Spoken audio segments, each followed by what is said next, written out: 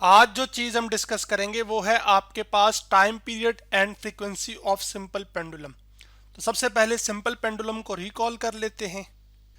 जैसे कि आप इस तस्वीर में देख सकते हैं, ये आपको एक सिंपल पेंडुलम नजर आ रहा है जिसके अंदर एक आपके पास ये फिक्स पोर्ट है।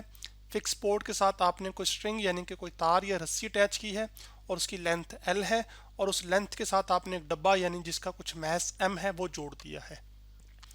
अब जब ये रुका हुआ है तो ये इसकी जो पोजीशन है ये मीन पोजीशन है। अब आप क्या करते हैं कि इसको एक नई पोजीशन पर लेकर जा सकते हैं, चाहे दाएं जानिब चाहे बाएं जानिब। तो उन पोजीशन को हम क्या कहते हैं, एक्सट्रीम पोजीशन। ये वाली भी एक्सट्रीम पोजीशन है और ये वाली भी एक्सट्रीम पोजीशन है। अब मिसाल के तौर पर आप इसको मीन पोजीशन से एक एक्सट्रीम पोजीशन पर लेकर गए हैं, तो यहाँ से यहाँ तक जो फासला तय हुआ है उसको हमने डिस्प्लेसमेंट से लेबल किया। ये डिस्प्लेसमेंट इस जानिब है। अब जैसे ही आप एक्सट्रीम पोजीशन पर इसको रिलीज करेंगे तो आप ये ऑब्जर्व करेंगे कि ये किस तरफ जाएगा, मीन पोजीशन की तरफ। तो ये जो मीन तरफ की पोजीशन की तरफ जाना है ये मैंने ग्रीन एरो से रिप्रेजेंट किया यहाँ पर।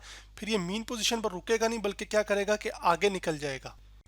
इस मीन पोजीशन पर रुका क्यों नहीं, क्योंकि जब ये यहाँ से आपने रिलीज किया था तो ये मोशन में था। तो जब ये इस मीन पोजीशन पर पहुंचेगा तो ये यही चाहेगा कि जो इसकी स्टेट है मोशन की ये उसको कंटिन्यू रखे। तो फिर इनर्शिया की वजह से ये यहाँ पर रुक नहीं रहा, बल्कि क्या करेगा, आगे निकल जाएगा, अपनी मीन पोजीशन को शूट कर जाएगा। फिर ये इस लेफ्ट जानिब एक खास पॉइंट तक जाएगा जिसको हम एक्सट्रीम पोजीशन कह रहे हैं, और फिर वापस से यहाँ से इधर आएगा और फिर मीन पोजीशन से होता हुआ दोबारा एक्सट्रीम पोजीशन पे चला जाएगा। अब जिस पॉइंट से आपने इसको रिलीज किया, अगर ये उसी पॉइंट पर वापस आ गया तो इसका मतलब है इसने एक कंप्लीट राउंड ट्रिप कर ली, यानी कि एक चक्कर मुकम्मल कर लिया है। उसी चीज को हम क्या कहते हैं, साइकिल। फिर ये मीन पोजीशन एक्सट्रीम पोजीशन से सॉरी मीन पोजीशन तक जाना, मीन से एक्सट्रीम तक जाना, फिर एक्सट्रीम से मीन तक आना, और फिर मीन से एक्सट्रीम तक जाने के लिए जो वक्त गुजरा होगा उसको हम क्या कहते हैं, टाइम पीरियड। यानी कि time taken to complete one cycle, यानी कि एक साइकिल मुकम्मल करने के लिए जितना वक्त लगा है उसको हम क्या कहते हैं, टाइम पीरियड। फिर जो अगली टर्म जो हम डिस्कस करेंगे वो है फ्रीक्वेंसी। फ्रीक्वेंसी क्या होती है कि एक सेकंड में कितनी दफ़ा इसने साइकिल्स मुकम्मल किए और कितने साइकिल्स मुकम्मल किए, यानी कि number of cycles completed in one second. तो अगर 3 साइकिल्स मुकम्मल हुए होंगे एक सेकंड में तो फ्रीक्वेंसी 3 होगी, हर्ट्स। फ्रीक्वेंसी का यूनिट जो होता है वो हर्ट्स होता है। अब लास्ट टाइम हमने ये जाना था, चूंकि ये जो सिंपल पेंडुलम है ये असल में सिंपल हार्मोनिक मोशन परफॉर्म करता है। तो सिंपल हार्मोनिक मोशन परफॉर्म करने की वजह से जो इसकी एक्सेलरेशन है ए, वो आपके पास इक्वल आई थी minus small g divide by length of the string और एक्स के। जबकि एक्स क्या है, वो डिस्प्लेसमेंट है, कहाँ से, मीन पोजीशन से एक्सट्रीम पोजीशन तक। जी क्या है, एक्सेलरेशन ड्यू टू ग्रेविटी, और एल क्या है, length of the string. Acceleration due to gravity का मतलब है कि इस मैस की वो एक्सेलरेशन जब जब इस मैस के ऊपर सिर्फ ग्रेविटेशनल फोर्स एक्ट कर रही हो ना, तो ग्रेविटेशनल फोर्स की वजह से जो एक मैस के पास एक्सेलरेशन होती है उसको हम क्या कहते हैं, एक्सेलरेशन ड्यू टू ग्रेविटी। अब इस इक्वेशन में ये जो जी और एल है ना, ये कांस्टेंट हैं। तो इनको मैं एक नए कांस्टेंट के बराबर ले लेता हूं जो कि है ओमेगा, और वो इक्वल होगा जी बाई एल के। ओमेगा नहीं, सॉरी, मैं इसको ओमेगा स्क्वायर लूंगा। मैं अभी बता देता हूँ, यहाँ पे लिख भी देता हूँ। जी बाई एल लिख लिया, यहाँ पे ये ओमेगा स्क्वायर। तो ये जो जी बाई एल की टर्म है ये किसके इक्वल मैंने ले ली, ओमेगा स्क्वायर के।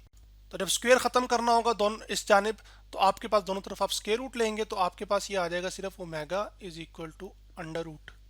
स्क्वायर रूट का मतलब होता है अंडर रूट भी, ठीक है। तो जी बाई एल आ गया। अब यहाँ पर ये जो ओमेगा है ना, ये असल में एंगुलर फ्रीक्वेंसी है, और एंगुलर फ्रीक्वेंसी को हम यूं करेक्टराइज करते हैं, अब बताते हैं कि एंगुलर फ्रीक्वेंसी है number of radians completed in one second, यानी कि कितने रेडियंस मुकम्मल हुए हैं एक सेकंड में। यही मेजर है किस चीज़ का, एंगुलर फ्रीक्वेंसी का। तो सबसे पहले रेडियन क्या होता है वो बता देता हूँ आपको। तो कंसिडर करें आपके पास एक ये सर्कल है, और इस सर्कल का ये कोई ना कोई सेंटर है, ये वाला पॉइंट। सेंटर से सरफेस तक का सर्कल की जो फासला है उसको हम रेडियस कहते हैं, तो उसको मैं लिख रहा हूँ आर से। अब ये जो सर्कल की बाउंड्री है, अगर आप इसके इस पॉइंट से मूव करें इस पॉइंट तक कहीं और, ठीक है, जिसको इसको चले मैं कहता हूं कि आप इस पॉइंट से मूव कर रहे हैं किसी इस पॉइंट तक, ठीक है। तो यहां से अगर एक मैं लाइन ड्रॉ करूं सर्कल के सेंटर तक, तो वो भी क्या होगा, रेडियस होगा ना, क्योंकि फासला तो सेम है।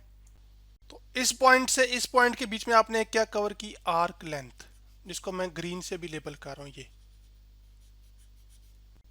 तो अब यहां पर ये एंगल कितना बन रहा है, थीटा। अभी जो आर्क लेंथ है इसको मैं लेबल कर रहा हूं एस के साथ। तो रेडियन को हम यूं डिफाइन करते हैं कि जब भी ये जो आपने आर्क लेंथ कवर की है अगर ये बराबर हो जाए ना सर्कल के रेडियस के, तो वो जो एंगल होता है उसको हम कहते हैं 1 रेडियन।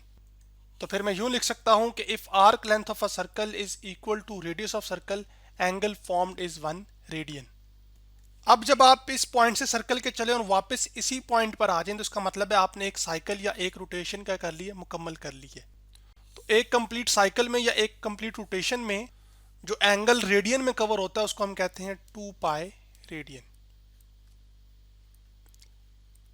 रेडियन के लिए मैं RAD लिख रहा हूं। अब इसी चीज का हम इस्तेमाल टाइम पीरियड और फ्रीक्वेंसी ऑफ सिंपल पेंडुलम की कैलकुलेशन में करेंगे। अब हम क्या करना चाहते हैं कि हम सबसे पहले जो एंगुलर फ्रीक्वेंसी है उसको फ्रीक्वेंसी के साथ रिलेट करना चाहते हैं। अब चूंकि आप इस स्ट्रिंग के साथ जो मैस बंधा हुआ है उसको किसी एंगल से छोड़ रहे हैं, तो यानी कि यहाँ पर कोई एंगल जो बन रहा है उसको मैं भी नाम दे रहा हूँ थीटा का। तो आप जिस पॉइंट से रिलीज कर रहे हैं ये उसी पॉइंट पर दोबारा वापस आया है, तो इसने क्या मुकम्मल कर लिया, एक चक्कर भी मुकम्मल कर लिया। इस एक चक्कर को मुकम्मल करेंगे जितना वक्त लगा उसको टाइम पीरियड कहते हैं, और जितने चक्कर मुकम्मल हुए होंगे एक सेकंड के अंदर उसको क्या कहते हैं, फ्रीक्वेंसी। अब एक चक्कर के लिए, एक कंप्लीट रोटेशन के लिए या वाइब्रेशन के लिए जो एंगुलर फ्रीक्वेंसी है वो क्या है, ओमेगा, और वो इक्वल होगी आपके पास एक कंप्लीट वाइब्रेशन में कितना एंगल कवर होता है, 2 पाई रेडियन, तो आ जाएगा 2 पाई डिवाइडेड बाय जो टोटल टाइम लगा होगा एक साइकिल को मुकम्मल करने के लिए, इसको हम क्या कहते हैं, टाइम पीरियड, तो यहाँ पे टी आ जाएगा। अभी जो 1 आवर टाइम पीरियड होता है ये असल में फ्रीक्वेंसी होती है, तो आपके पास ये इधर नीचे लिखा हुआ है frequency is equal to 1 over time period, तो 1 आवर टी की जगह मैं पुट कर दूंगा एफ, तो आ जाएगा 2 पाई एफ। तो एंगुलर फ्रीक्वेंसी फ्रीक्वेंसी के साथ क्या होगी, रिलेट होगी। ये जो स्मॉल एफ वाली फ्रीक्वेंसी है इसका मतलब ये होता है कि कितने साइकिल्स मुकम्मल हुए एक सेकंड में, और ये एंगुलर फ्रीक्वेंसी का क्या मतलब है कि कितने रेडियंस मुकम्मल हुए एक सेकंड में। अब हम क्या करेंगे कि ओमेगा की जो वैल्यू यहाँ पर हमने रखी थी, कैलकुलेट की थी √G/L, उसको यहाँ पर सब्सिट्यूट कर देंगे ताकि फ्रीक्वेंसी की रिलेशन निकल आए। ओमेगा 2 पाई एफ है, जबकि ओमेगा आपके पास जो हमारे पास कंडीशन बनी थी वो ये थी, जो हमने प्रोपोर्शनैलिटी कांस्टेंट चूज किया था ओमेगा, वो किसके इक्वल था, G/L के। तो मैं क्या करूंगा कि ओमेगा के जगह यहाँ पर √G/L पुट कर दूंगा, √G divide by L is equal to आ जाएगा 2 पाई एफ। ये 2 पाई इधर मल्टीप्लाई उधर जाके क्या हो जाएगा, डिवाइड। तो लेफ्ट हैंड साइड चूंकि राइट हैंड साइड के इक्वल है तो राइट हैंड साइड को मैं पहले लिख सकता हूं, तो जो फ्रीक्वेंसी है वो मेरे पास आ जाएगी 1/2 पाई √G/L।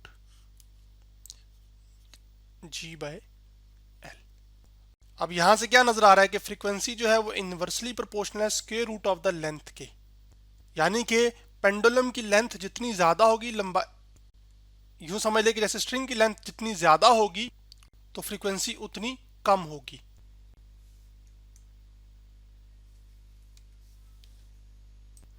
तो यानी कि उतने कम साइकिल मुकम्मल होंगे अगर आपके पास जो लेंथ होगी वो ज्यादा होगी।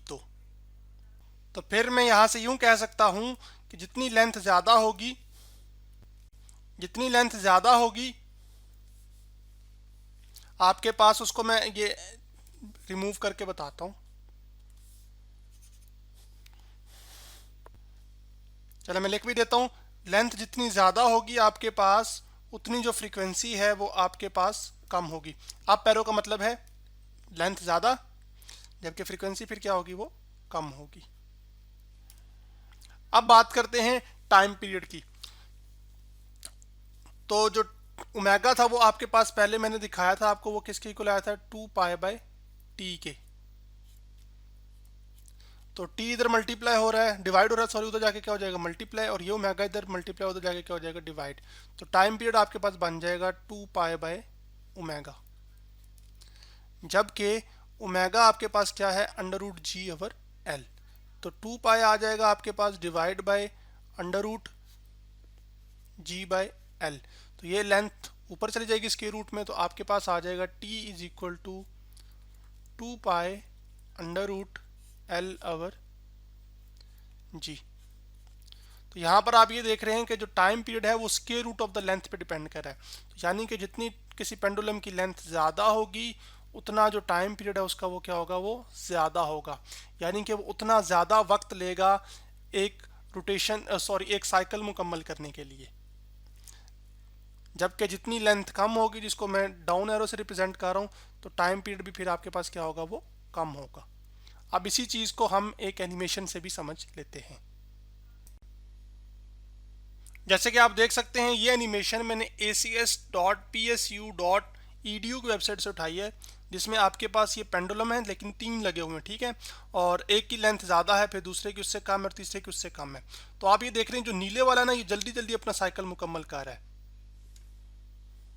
अभी जो लंबी लेंथ वाला पेंडुलम है, मिसाल के तौर पर यहाँ पर ये जो ब्लैक वाला है, ये ज़्यादा वक्त ले रहा है एक साइकिल मुकम्मल करने के लिए, जबकि जो ब्लू वाला है ये कम वक्त ले रहा है एक साइकिल मुकम्मल करने के लिए। इस वजह से जो ब्लैक वाला है उसका टाइम पीरियड ज़्यादा है, जबकि स्मॉल वाला जो ब्लू बॉल है, जिसकी लेंथ छोटी है, स्ट्रिंग जिसके साथ वो बंधा हुआ है, असल में उसका फिर टाइम पीरियड कम है। इसी तरह ये जो नीचे वाली एनिमेशन है वो बेसिकली आपको ये बता रही है कि यहाँ पर कि आपके पास अगर 3 पेंडुलम्स हों जिनकी लेंथ भी सेम हो और उनके साथ मैस भी सेम जुड़ा हो, और आप उनको मुख्तलिफ पोजीशन से छोड़ रहे हों, ठीक है, तो तब भी जो है ना उनकी जो पेंडुलम का जो टाइम पीरियड और फ्रिक्वेंसी होगी वो सेम होगी, वो एम्पलीट्यूड पे डिपेंड नहीं करेगी। यानी कि मीन पोजीशन से जो एक्सट्रीम पोजीशन तक का फासला होता है उसको हम एम्पलीट्यूड कहते हैं। तो जैसे कि यहाँ पर ब्लू बॉल का एम्पलीट्यूड सबसे ज़्यादा है, लेकिन उसके बावजूद तीनों का जो टाइम मुकम्मल या टाइम एक साइकिल मुकम्मल करने का जो वक्त है, ये जो फ्रीक्वेंसी है, वो तीनों की क्या आ रही है, वो सेम आ रही है, क्योंकि टाइम पीरियड एम्पलीट्यूड पे डिपेंड नहीं करता और ना ही फ्रीक्वेंसी सिंपल पेंडुलम की एम्पलीट्यूड पे डिपेंड करती है। तो आज हमने क्या सीखा कि हमने time period and frequency of simple pendulum के बारे में स्टडी किया।